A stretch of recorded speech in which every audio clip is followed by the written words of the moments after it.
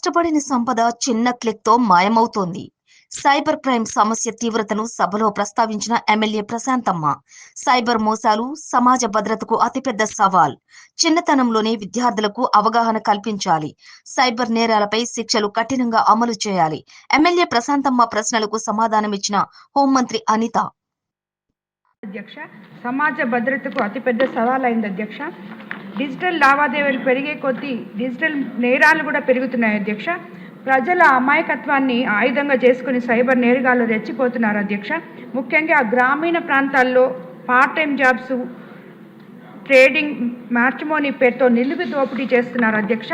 OTP, KYC పేరుతో మోసాలు, social media account hacking, fake job, lottery investment స్కామ్లు, digital arrest పేరుతో బెదిరింపులు, ఇవన్నీ ఇప్పుడు సాధారణ వార్తలుగా మారిపోయాయి అధ్యక్ష.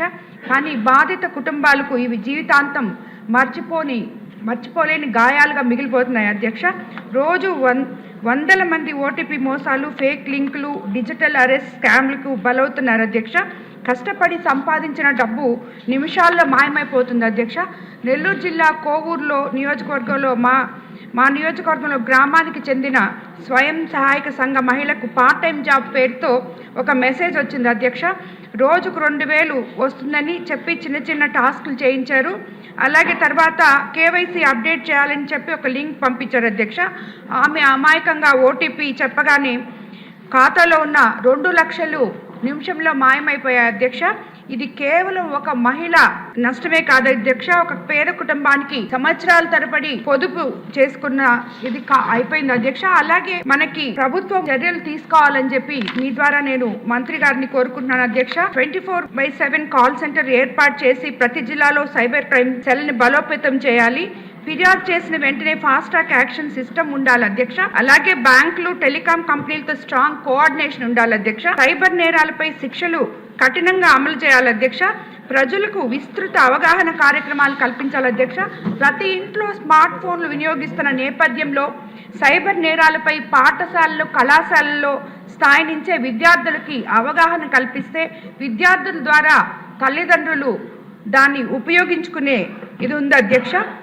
ఈరోజు ఈ శాసనసభ వేదిక ద్వారా రాష్ట్ర ప్రజలందరికీ ఒక ముఖ్యమైన విజ్ఞప్తి చేయాలనుకున్నాను అధ్యక్ష. సైబర్ క్రైమ్ ఎప్పుడు నగరాలకే పరిమితం కాదు, గ్రామాలకి, పట్టణాలకు ఉన్న తేడా లేకుండా ప్రతి కుటుంబాన్ని ప్రభావితం చేస్తున్న ఈ నిమిషంలో ప్రతి ఒక్కరు కూడా నేరం జరగగానే వెంటనే వాళ్ళకి పోలీస్కి కంప్లైంట్ చేయాలని, అలాగే ప్రతి దగ్గర కూడా ఈ అవగాహన సదస్సులు ప్రజల లోపలికి తీసుకెళ్లాలని మీ ద్వారా మంత్రి గారిని కోరుకుంటున్నాను అధ్యక్ష. ధన్యవాదాలు అధ్యక్ష. మినిస్టర్ గారు, ఇష్యూ చాలా సీరియస్ ఇష్యూ అమ్మా. చాలా మంది మోసపోతున్నారు. దీన్ని ఎలా కంట్రోల్ చేయాలో ఏంటని మీ అఫీషియల్స్ తో కూర్చొని మాట్లాడి మీరు అరికట్టకపోతే చాలా మంది లాస్ అవుతున్నారు. అధ్యక్ష, తమరు కరెక్ట్ గా చెప్పారు అధ్యక్ష. ఎందుకంటే ఉగ్రవాదులు గాని, తీవ్రవాదులు గాని కంటికి కనిపిస్తారు కానీ సైబర్ నేరగాలు కంటికి కనిపించిన శత్రువుల ఈ రోజు చాప కింద నీరులాగా మాక్సిమం అంతా పాకే పరిస్థితి కూడా వచ్చింది అధ్యక్ష. ఇందులో అధ్యక్ష మనం భయపడాల్సింది, కొంచెం బాధపడాల్సింది ఏంటంటే ఈ సైబర్ నేరాల్లోని విక్టిమ్స్ అందరూ కూడా బాగా చదువుకున్న వాళ్ళు, వెల్ ఎడ్యుకేటెడ్,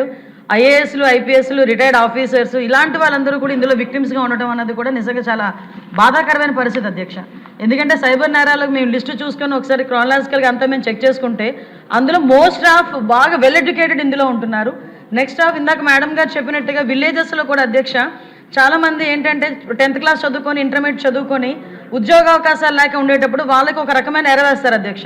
మీకు 10th క్లాస్కే పలానా విదేశాల్లో ఉద్యోగాలు ఇస్తామని, ఇలాంటి ఉద్యోగాలు ఇస్తామని చెప్పి కొంతమందిని మయన్మార్, థాయిలాండ్ అలాంటి చోట్లకి తీసుకెళ్తున్నామని తీసుకెళ్ళి ఈ థాయిలాండ్కి, మయన్మార్కి మధ్యలో ఒక కేకే పార్క్ అని చెప్పి ఎస్టాబ్లిష్ అయింది అధ్యక్ష. అక్కడికి తీసుకెళ్లి వీళ్ళకి ఉద్యోగాలు ఇస్తున్నామని చెప్పి సైబర్ క్రిమినల్స్గా మార్చే పరిస్థితి కూడా కనిపిస్తూ ఉంది.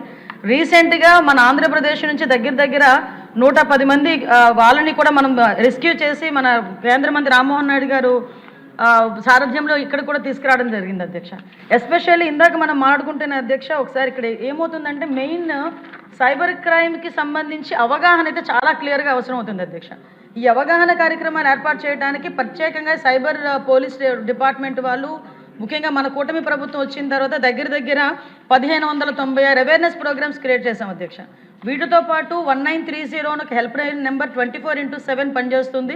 ఎక్కడైనా ఎటువంటి సైబర్ నేరాలు జరిగాయి అన్న ఇన్ఫర్మేషన్ వచ్చిన వెంటనే 1930 నెంబర్కి కనుక కాల్ చేస్తే ఇమీడియట్గా వాళ్ళు రెస్పాండ్ అయితే కనుక కొంతమేరకు మనం డ్యామేజ్ని కొంతమేరకు మనం ఆ ధనాన్ని కూడా రికవరీ చేసుకునే పరిస్థితి ఉంటుంది.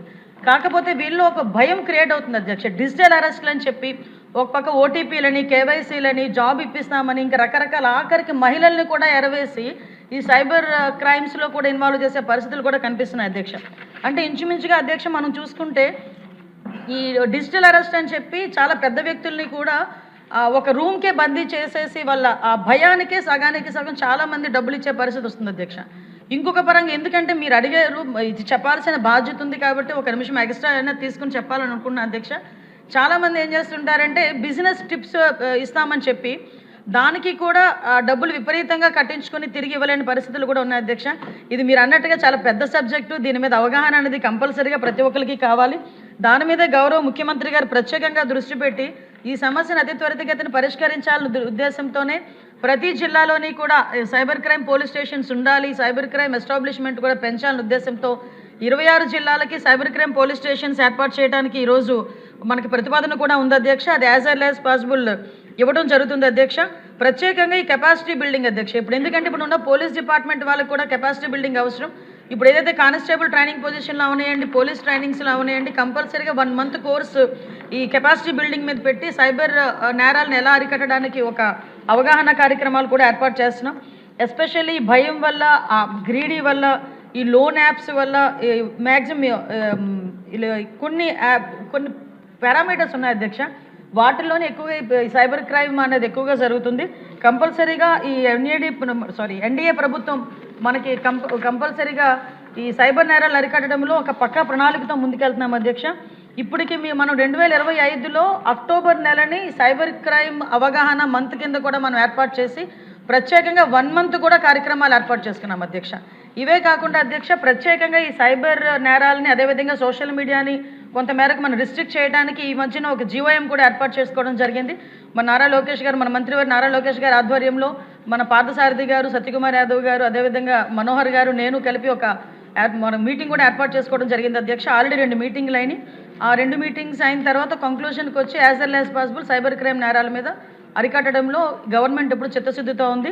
ప్రజలందరూ కూడా అవగాహన కల్పించుకోవాలి. ముఖ్యంగా ప్రజాప్రతినిధులు కూడా ప్రజలకు అవగాహన కల్పించడంలో సహాయ సహకారాలు అందించాలని మనస్ఫూర్తిగా కోరుకుంటున్నాను అధ్యక్ష. Thank you.